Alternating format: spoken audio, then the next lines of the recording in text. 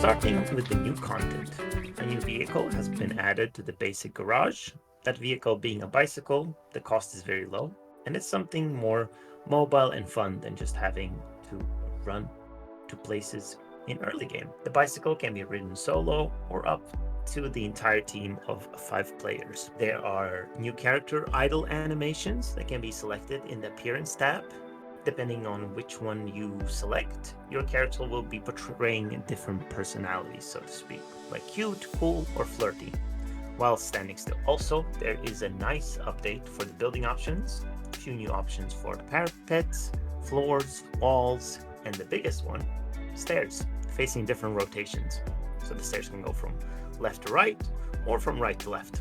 Any thoughts that you have on any of those? No, not really. Except the bicycle.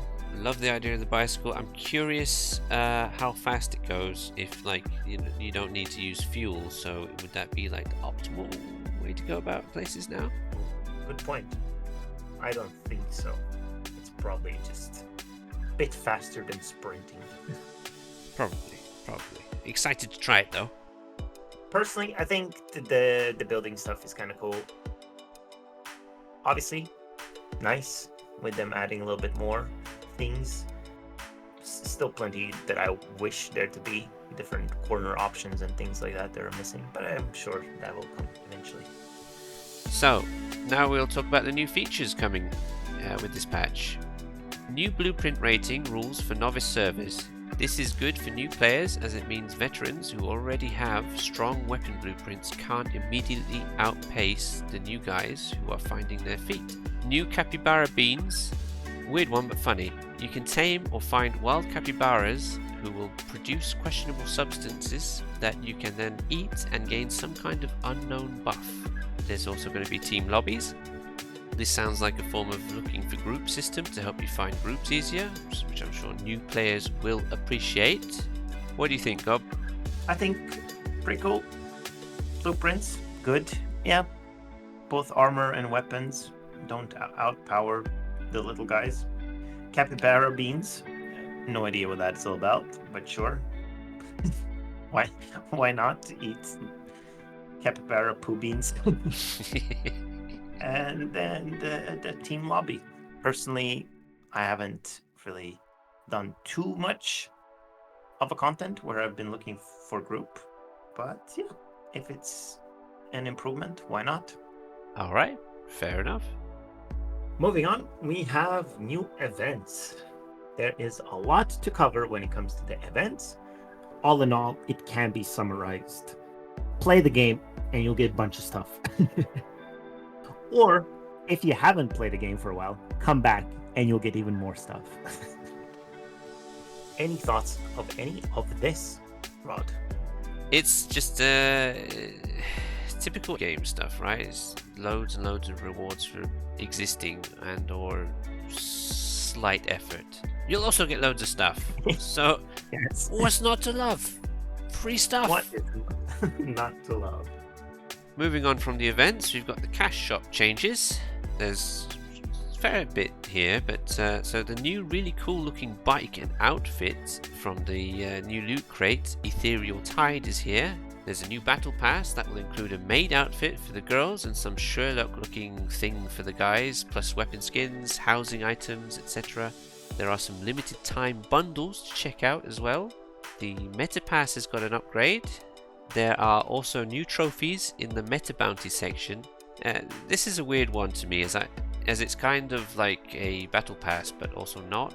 I can't say much on it as it costs money to participate and doesn't offer much of interest to me. On May the 10th we will have a new outfit arrive plus decorations packs.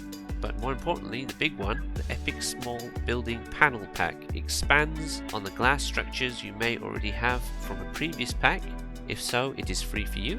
If not, you can buy the big pack and get everything, or get this new smaller pack and just get the new stuff at a cheaper rate. Gob, do you have an opinion on any of this?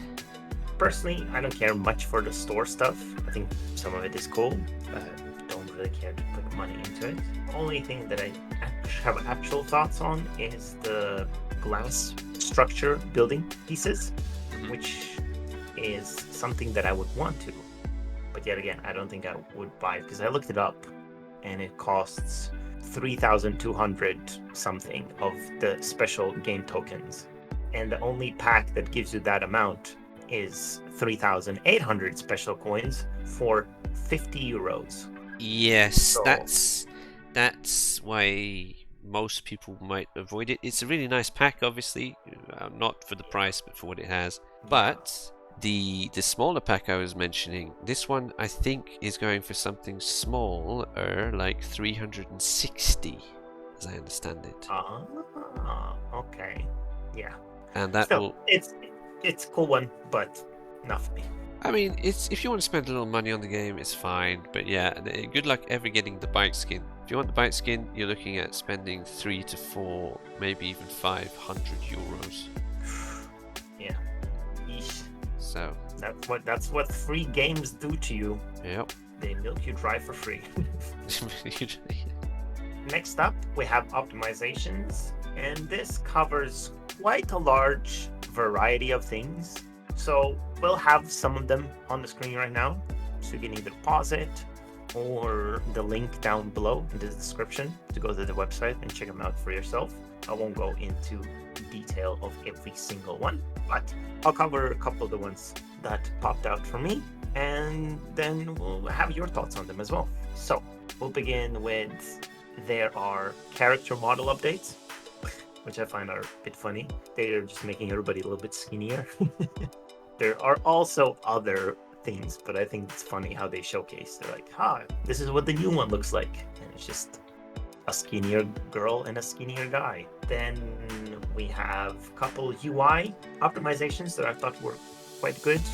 You have one of the bigger ones for me, which is when you die of either hypothermia or being too hot or something, it's actually going to come up on screen. So I assume no longer will just say poor health, because that one was annoying as heck, right? Yeah, no, it wasn't very fun. So it should actually state why you passed out. As well, now on the screen, it will actually show more visibly what your character's temperature is, so you can kind of tell when you're either going to be too hot or too cold. So just visually more information about what is going on with your character in the cold/hot map. There are a couple other smaller ones for automation and such. One that popped out to me as well was just a simple thing as F9, and that removes your entire UI. So, if you want to take a nice screenshot or something, Rod. Being able to take cleaner photos doesn't really interest me because I don't tend to do that. But I mean, it's all good stuff, right? It's all helps at the end of the day for each individual that likes these certain things or had problems with these things. So nothing wrong with it. Okay, and with that we finally have bug fixes. I don't think we'll go into much detail about this one, so we will put these up on the screen. Please pause if you would like to go through them, or we will have a link in the description below to the full patch notes. Anything you want to say about it, Gob? Yes. Personally, the first one that jumped out for me was the fixed issue where certain fish displayed incorrectly inside the fish tank. Okay. The other day, I went on a fishing binge. I think I fished for an hour or something, just cause. And I had different colored fish and things that I came back with, and I wanted to put them in my tank, but they would just not display. So I got rid of all those, and I kept only the ones that were able to be displayed in the fish tank. So there you go, which is nice. Now I guess we'll be able to have a colorful fish tank. Well, that is nice. All the fishies. Yeah, I haven't even done any fishing, so I have no idea about that. That's interesting. Yeah, I think that's the biggest one for me. So now let's talk a little bit about Elder Scrolls Oblivion that was released. For us, it was yesterday, the 22nd of April, going at the cost of 55 euros for the normal version and 65 for the deluxe. What do you think, Gob? I'm both excited, happy, angry, and disappointed all at the same time. It's Oblivion. How can you not like Oblivion? I grew up with that game, loved it to bits. The reason I'm slightly upset is that this just pushes Elder Scrolls 6 further and further away. So yeah, I guess the next remaster that we will see is going to be Starfield or something before Elder Scrolls 6 comes out. But that aside, cool, why not? It's a really good game. So, a new a new coat of paint, a little facelift. Fair enough. I'm excited for it because for me, I had a very brief experience with Oblivion when I was much younger and much dumber. I know it's hard to believe, and it was a horrible game for me. I did not enjoy it one bit. I was very frustrated, angry, thought the game was bad, never played it since. And I've always been meaning to go back to it, and now that there's this remastered version, I figured why not? Now's the time to dip my toes in the old Oblivion and see what all the fuss is about, eh? True. Yeah, definitely worthwhile. You've already gotten it, so you'll be jumping into it later. I'm still slightly hesitant if I will get it or not. My toes will definitely be dipped in this one. Yes.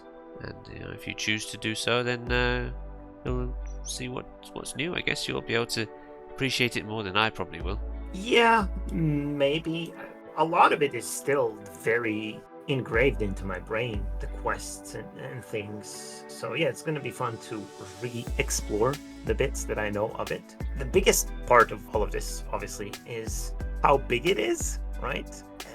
It's massive. Last bit that I will add is the base game, awesome. And then you also get the old DLCs, Shivering Isle and Nights of Nine. Amazing, cool. But then, just as a little bit of salt in one's wound, the Digital Deluxe Edition adds something that adds horse armor, which is the original bane of gaming as we know it today. The very first DLC. So, yeah, that's it. Well, all bad things have to start from some root, and I'll let you know what I think of that horse armor, I guess. Yeah, worthwhile. A tenner. And the last bit that we will cover is a little bit unconventional and not the most popular thing, but it is something that I've gotten into recently, and that is Neverwinter Online. Yay! Yeah, just got an itch, used to play it, wanted to play it again, so I've been playing, and currently there was a Easter event, which was terrible. We just had to do the same quest again and again and again and again, and you just go to different maps and pick up eggs and hand them in. But that one's ending, so good. But the one semi-exciting thing that's gonna happen is coming in a week or two, and it is the new module. It's going to be the 31st module for it, and it's called Red Harvest, and it's going to be a new zone with a new trial and a couple of new other things, and the entire zone is visually inspired by the movie Dungeons and Dragons Honor Among Thieves and the way they do the city of Thay in that one, and that's how they're going to do the city of Thay. Other than that, yeah, nothing much to it. I assume it's going to be small. There's not that many people working on this game now as is. So we'll see how that looks. Sounds neat. I did enjoy Neverwinter back in the day from time to time. It's a fun game. It's alright game. It just did get super grindy and daily, weekly based that it just turns me off after a while. Nowadays, it's pretty horrid because everything is based on a weekly grind, basically. Just come back, play for a while, max out things during that day or /week, and then that's it. Yeah. But I'll be checking out the new thing nonetheless.